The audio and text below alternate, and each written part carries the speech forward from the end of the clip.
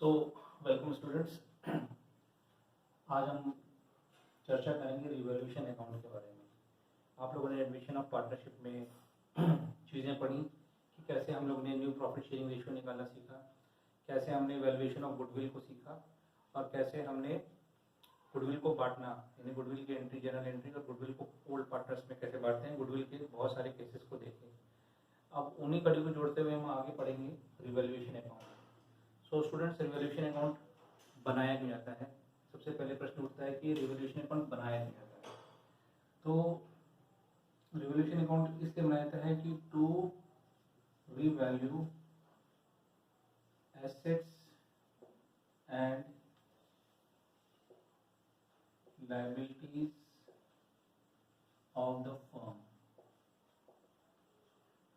जब नया partner admit करता है तो नए पार्टनर के एडमिशन के समय एक ज़रूरी होता है कि हम अपने एसेट्स और लायबिलिटी को रिवैल्यू कर दें। साथ ही साथ ये रिवैल्यूएशन अकाउंट एडमिशन में भी बनेगा, रिटायरमेंट में भी बनेगा और कुछ केसेस में डेथ में भी बनता है।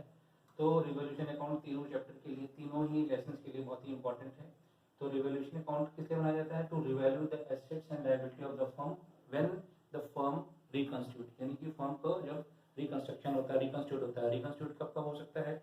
जब नया पार्टनर एडमिट करेगा तब रिकंस्ट्रक्शन ऑफ फर्म होगा। जब पुराना पार्टनर, 3 पार्टनर है मान लीजिए, उसमें से एक पार्टनर रिटायरमेंट लेता है या डेथ हो जाती है किसी पार्टनर की, तो ऐसी कंडीशंस में हमको अपनी एसेट्स और लायबिलिटी को रिवैल्यूएशन की जरूरत पड़ती है। तो अब रिवैल्यू क्यों हो रहा है? क्यों? सपोज करिए ए और बी हैं, इन्होंने पार्टनरशिप फर्म स्टार्ट करी 2000 में। With the passage of time बीता 2000, सपोज करिए 2019 में इन्होंने सोचा कि हम अपने बिजनेस को विस्तार करेंगे और उन्होंने सी को पार्टनरशिप में एडमिट किया। 2000 से बिजनेस चला 2019 तक, सपोज करिए 19 ईयर्स तक बिजनेस चला। तो इसके अंदर में जो फर्म्स की एसेट्स होंगी और लायबिलिटी होंगी, ज़रूरी नहीं कि उनकी जो वैल्यू 2000 में हो वो 2019 में भी सेम रहे। या तो वो एसेट्स और लायबिलिटी की वैल्यू प्लस होंगी या यानी बढ़ रही होंगी, या एसेट्स और लायबिलिटी की वैल्यू डिक्रीज कर रही होंगी, या फिर वो माइनस में यानी कि कम हो रही होंगी। हो सकता है ऐसा भी हो कि फर्म के अंदर में कोई ऐसे एसेट्स हैं जिसको हमने अकाउंट फॉर नहीं किया, यानी उसको हमने अकाउंट में नहीं लिया है, बाद में जब रिवैल्यूएशन किया गया तो वो एसेट्स निकल के आए। जैसे कि सपोज करिए कंप्यूटर है, टाइपराइटर है, फर्नीचर कोई है जो हम यूज़ तो कर रहे हैं लेकिन उसको हमने अभी तक अपने बुक्स अकाउंट्स में लिखा नहीं है, तो ये अननोन एसेट्स हैं, अनरिकॉर्डेड एसेट्स हैं, तो इसको भी रिकॉर्ड करने की जरूरत पड़ी। अब मालूम पड़ा है कि revaluation of assets and liability में मालूम पड़ा है कि एसेट्स हमारी पड़ी हुई थी, इनको हम लोग वो हमने यूज़ तो कर रहे हैं लेकिन इसका रिकॉर्ड कहीं पे नहीं है, तो अब इसको भी रिकॉर्ड करेंगे, that is called unrecorded assets. ऐसी अनरिकॉर्डेड लायबिलिटीज भी होंगी। अनरिकॉर्डेड लायबिलिटीज यानी कोई ऐसी लायबिलिटीज जो हमारे अकाउंट फॉर नहीं है, हमको मालूम है कि ये लायबिलिटी है, मालूम पड़ा कि अब ये लायबिलिटी हो गई है लेकिन उस समय वो अकाउंट फॉर नहीं थी, तो इसको भी हमको अब रिकॉर्ड करना पड़ेगा। तो इन सारी चीज़ों को रिवैल्यू करने के लिए हम रिवैल्यूएशन अकाउंट बनाते हैं। देन जब न्यू पार्टनर एडमिट करेगा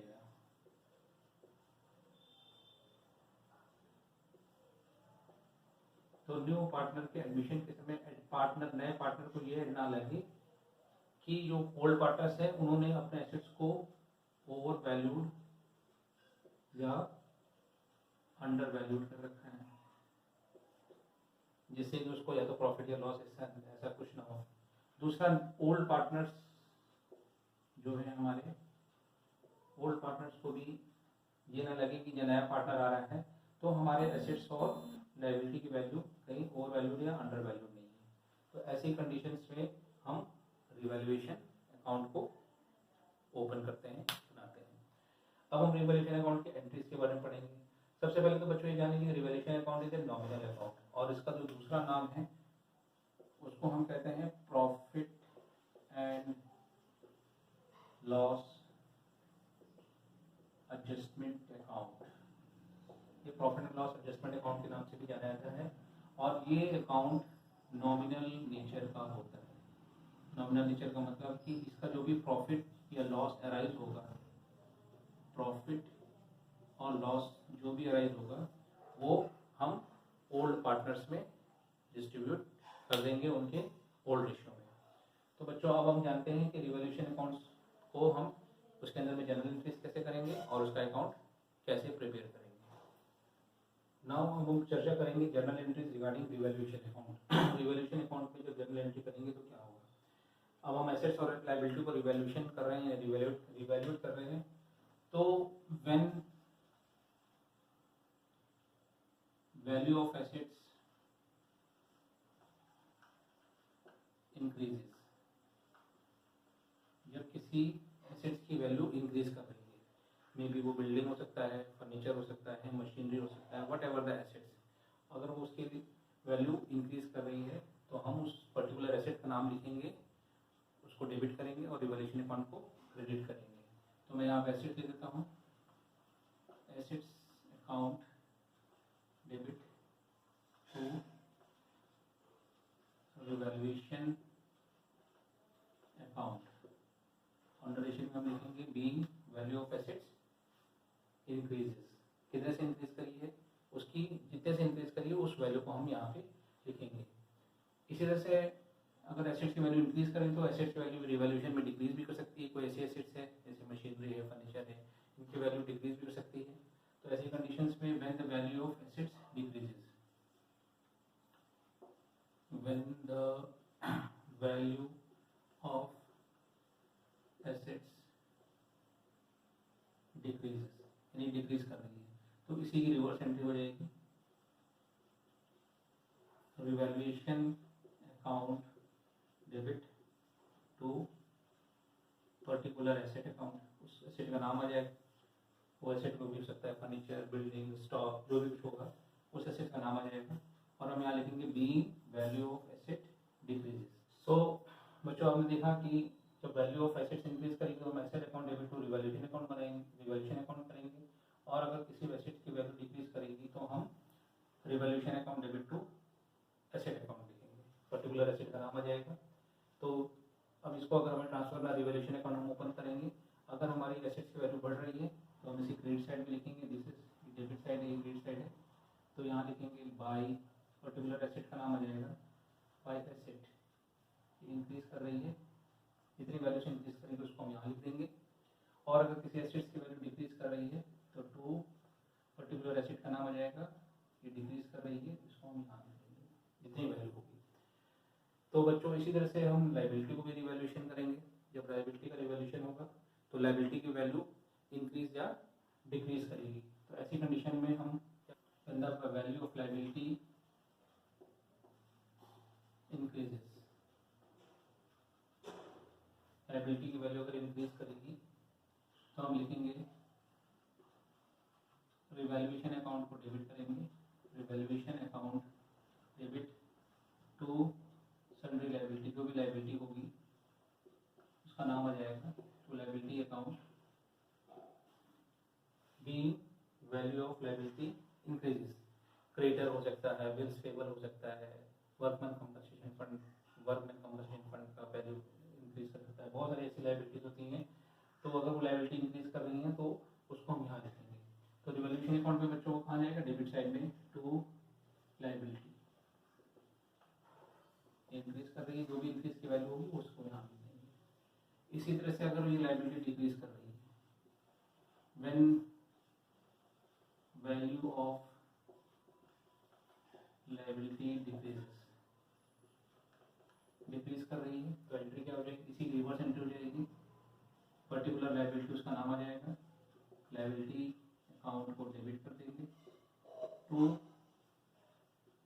revaluation account being value of liability decreases, और उसको हम यहाँ लिखेंगे क्रेडिट साइड में बाई पर्टिकुलर लायबिलिटी उसका नाम आ जाएगा, वर्क क्रेडिटर हो सकता है, बिल्स पेबल हो सकता है, वट एवर द लायबिलिटी, और जितने से वो डिक्रीज कर रही है उसको हम यहाँ लिखेंगे।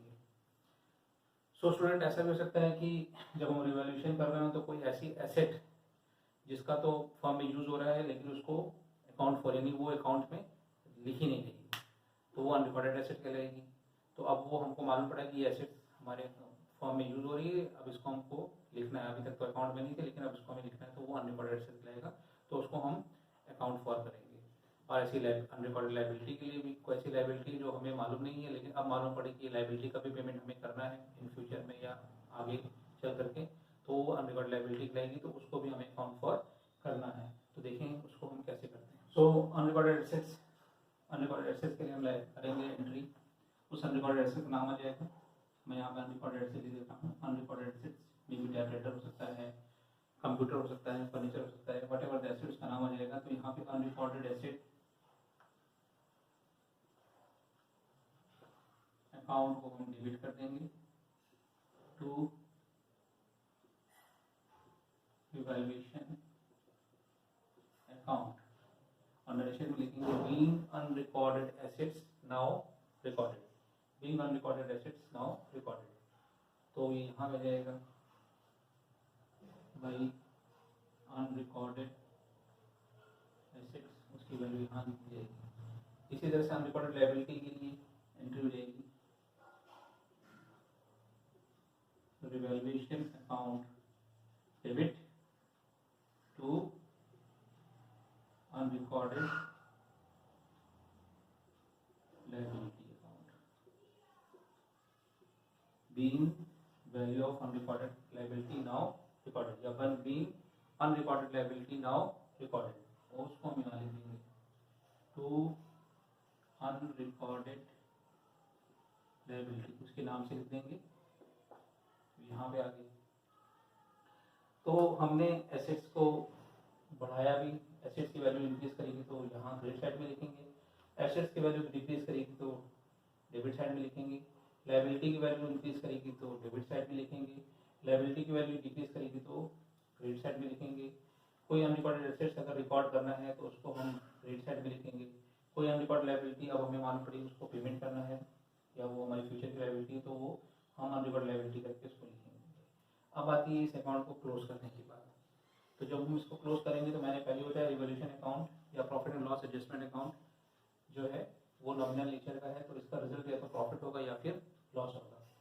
तो if credit side is more than debit side, अगर ये क्रेडिट साइड डेबिट साइड से ज़्यादा आ रहा है तो प्रॉफिट होगा। उस प्रॉफिट को हम डिस्ट्रीब्यूट कर देंगे ओल्ड पार्टनर्स में ओल्ड रेशियो में। नए पार्टनर को उसके अंदर में कुछ नहीं मिलेगा क्योंकि जो भी एसेट्स और लायबिलिटी की वैल्यू इंक्रीज डिक्रीज कर रही है ये उनके समय की है। नाउ अगर डेबिट साइड ज़्यादा आएगा, क्रेडिट साइड की कम आएगा बैलेंस, तो रिजल्ट लॉस आएगा। उस लॉस को हम ट्रांसफर करेंगे partners capital account old partners के ओल्ड रेशियो में। सो रिवॉल्यूशन अकाउंट का प्रॉफिट आ रहा है, प्रॉफिट रिवॉल्यूशन एंट्री होगी रिवैल्यूएशन अकाउंट को हम डेबिट कर देंगे to old partners capital account, being profit on revolution transfer to partners capital account. तो यहाँ लिखेंगे to profit transfer to partners capital account. Suppose दो पार्टनर हैं ए और बी, तो इनको उनके ओल्ड रेशियो में डिस्ट्रीब्यूट करके उसको हम यहाँ लिख देंगे। अगर लॉस आ रहा है तो लॉस के लिए रिवर्स एंट्री हो जाएगी, ओल्ड पार्टनर्स कैपिटल अकाउंट को हम डेबिट करेंगे टू रिवैल्यूएशन अकाउंट।